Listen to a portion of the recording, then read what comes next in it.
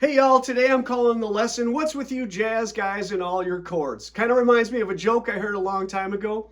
What's the difference between a rock guitar player and a jazz guitar player? A rock guitar player is going to play 3 chords in front of 10,000 people, but a jazz guitar player is going to play 10,000 chords in front of 3 people. And that's why I get to the point. What is with you jazz guys and all your chords? If you ask me though, I would tell you that the study of chords and inversions is a worthy study on your instrument because that's part of what the connection is between chords, scales, and arpeggios. And even if you're not a jazz guy, those will inform you when you play any style of music and they will help you with your diversity. If you're into being a diverse player, you should probably understand the difference between what they call jazz voicings and just variations of bar chords or even just triads that the rest of us tend to learn. To start, I just want to describe the difference between what you would think of as a jazz chord versus your standard everyday variations on bar chords. And to give you an example, I'm going to start with the G7 chord here on the 3rd fret.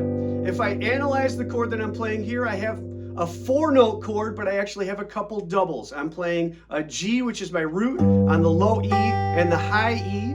I have a 5th, which is a D on the 5th string and the 2nd string. And sort of sandwiched in the middle there, I have what's called a tritone, which is my 3rd and my 7th of the chord when I'm playing it, also referred to as the guide tones, which I'll get into in further videos. If I play a jazz chord version of that, I would just skip all of my doubles and play the root here, the 7th on the 3rd fret of the 4th string, my 3rd here, and my 5th on the B string.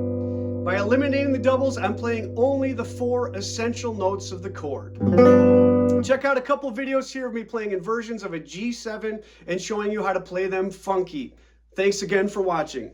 Let's have a look at those 4 inversions on the first 4 strings. Maybe you know these chords, maybe you haven't seen these chord shapes before. The first one comes directly from our bar chord shape. I'm just playing the top 4 strings of that bar chord. This would be a 3rd inversion because the F, my 7th, is the lowest in pitch. But on top I have a root, which is my G chord. My next inversion is a root position inversion on the 5th fret. You'll hear the 3rd on the top. My next inversion's up on the 8th fret. It's a 2nd inversion, which means my B is in the bass, and my D, which is the 5th, is on top. And the 4th and final inversion would be a 2nd inversion, 7th chord with the 7th on top. One of the helpful uses of these inversions is the sounds that you get with the different notes on top. The root versus the 3rd, versus the 5th, versus the 7th. Each voicing has its own unique flavor because of the note that you're detecting on the top. That's also why chord inversions are very helpful for chord melodies. I'm playing in a funk style. Often I'm going to start with a slide into the chord. It gives me that kind of sound I'm looking for, but it also adds a little bit of percussiveness to it.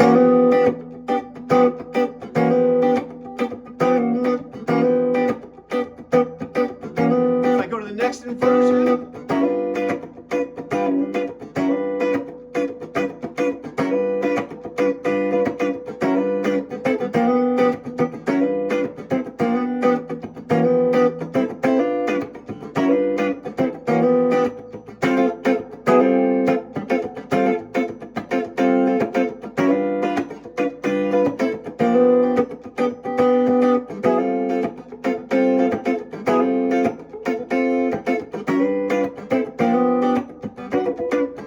Next G7 chord inversion we're working on is on the 8th fret up here. It's a 1st inversion because we have the 3rd in the bass, but I also have the 5th on top, which gives it a unique sound. This is very reminiscent to me of Sly and the Family Stone because I hear them using this voicing a lot.